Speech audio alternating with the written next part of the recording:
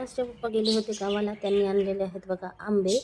आमच्याच आंब्याचे आहेत. दोन्ही आंब्याचे झाड पिकलेले आहेत. एक तर भरपूर मोठा आहे, सारे गावभराचे लोक खातात. आणि हे ना असे तोडलेले नाही आहेत, हलवून पाडलेले आहेत. त्याच्यामुळे बघा असे फुटलेत. काही काही आंबे असे फुटलेत, मग ते खराब होतील, डाग पडतील. भरपूर मोठा झाड आहे. एकतर नुसता पडतो, वारा आला की पडतो. गावातले कोणी पण तोडतात. यावर्षी पहिल्यांदाच सासरचे आंबे खायचा चान्स मिळाला, नाहीतर नाही मिळत. आणि गावभरचे सगळेच खातात, आम्हाला तेवढं मिळत नाही आहे, कारण आम्ही आपापल्या ठिकाणी राहतो. आम्ही पण जात नाही आणि ते पण आणून काही देत नाही. आंबे आणले बघा असे, याच्यापेक्षा मोठे मोठे आंबे होते. मी व्हिडिओमध्ये बऱ्याचदा दाखवली. अर्धा अर्धा किलोचे आंबे होते आईच्या शेतामध्ये. पण बंदरांच्या कारणाने काय आंबे खायला भेटत नाही आणि काही नाही. माझे आई वडील तर दिवस दिवस बंदरांना जागत असतात, म्हणजे हाकलायसाठी. आणि एवढे म्हणजे खाली झाडं आहेत ना, फांद्या खालपासून आहेत, त्याच्यामुळे माकडं पण दिसत नाहीत लगेचच. कसे घेऊन जातात, कसे तोडून जातात माहिती पडत नाही. तर हे आंबे गावावरून आलेले आहेत आणि हे काल बाजारामधून आणले मी 2 किलो आंबे. तर ते आज सकाळी सकाळी गेले बघा गावाला. 1 किलो त्यांना दिली मी आंबे. आणि आता मी रस बनवणार आहे आंब्याचं मस्तपैकी असं.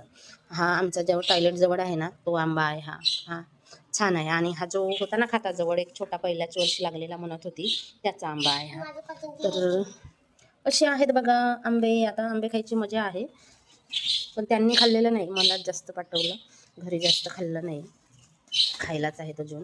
एवढं कास्तकार पिकवतो, एवढं लहानाचं मोठं करतो, झाडाला आंबे लागतात, काही पण पीक येते, पण जंगली जनावर काही राहू देत नाही, खाऊ देत नाही. आता माझ्या आईच्या गावाकडे तर भरपूर प्रकारचे जनावर आहेत. छोटासा जंगल आहे तरी सुद्धा. पण सगळ्यात जास्त हैदोस कोणाचा असेल पिकांना, तर माकडांचा आहे आणि डुकरांचा आहे. अशी गंमत आहे. आलेला तोंडाला आलेला घास खाऊ नाही देत कास्तकारांना, अशी माकडांची अवस्था आहे. खूप त्रास, माकडांमुळे खूप त्रास सहन करावा लागतो. आता मी मस्त असा रस बनवणार आहे. सकाळचा स्वयंपाक आता झाला माझा, वरण भात आणि पोळी असं आहे. आणि रुद्रांश पजल खेळतो इथे.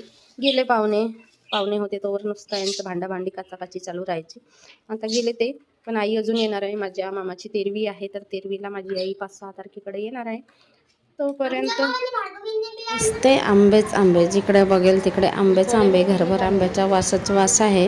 आणि अजून आई येणार आहे. माझ्या आईच्या भावाचं तेरवीचा कार्यक्रम आहे, तर परवा नेरवा तर ती येणारच आहे. तेव्हासुद्धा ती आंबे आणेलच आणेल. म्हणजे ह्या वर्षी भरपूर असे आंबे खायला मिळाले ना. माझ्या आईच्या गावी ना शेतामध्ये भरपूर झाडं आहेत, तुम्ही बघितलीच असेल, मी व्हिडिओमध्ये दाखवते. विकलं तर भरपूर पैसे होतील, पण माकडांमुळे काही खायला स्वतःला खायला मिळत नाही, भरपूर कमी मिळतात. जेवढे लागतात त्याहून पाव हिस्सा माणसांना मिळतात आणि पाऊण हिस्सा तर त्यांनाच जातो माकडांना.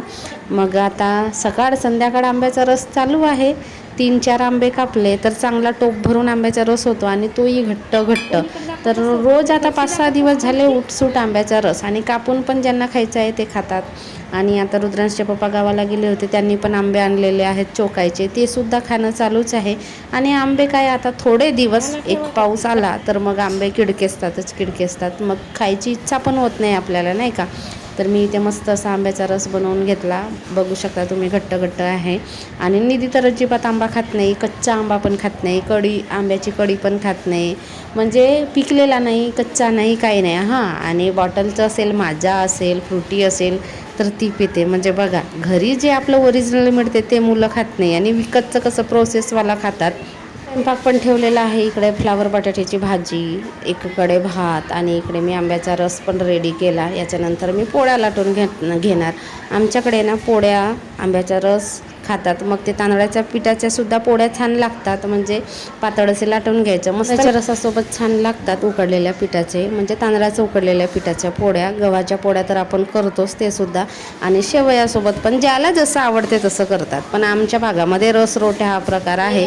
नवीन लग्न झालेलं असेल किंवा माहेरवाशी नसेल, आपल्या आईच्या वयाच्या सुद्धा आंब्याचा रस खायला, रस रोट्या खायला म्हणून माहेरी जातातच ह्या सीजनमध्ये वगैरे. आणि मग वर्षभराची साडी पण घेतो भाऊ माहेरी, असं काहीसं प्रकार होतो आमच्या भागामध्ये.